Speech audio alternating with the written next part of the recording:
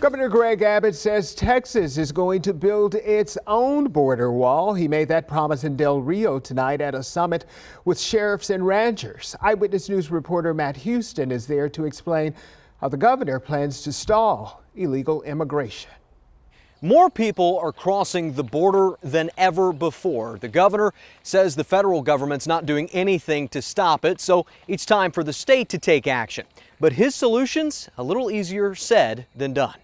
The governor says he's expanding Operation Lone Star, a reallocation of money, equipment, and people to the border.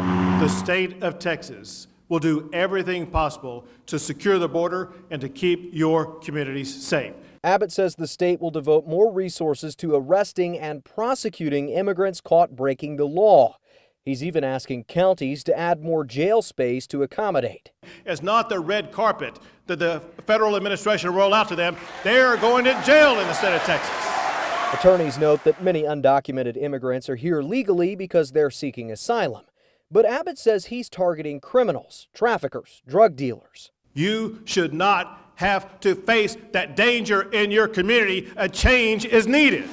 So Abbott wants Texas to finish a border wall too, but he didn't explain how the state would pay for it, where it would go, and when construction would begin.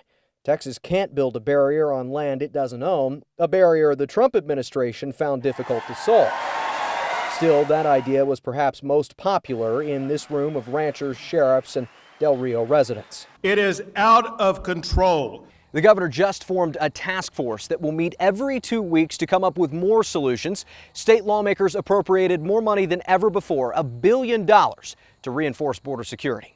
In Del Rio, I'm Matt Houston, KENS 5 Eyewitness News.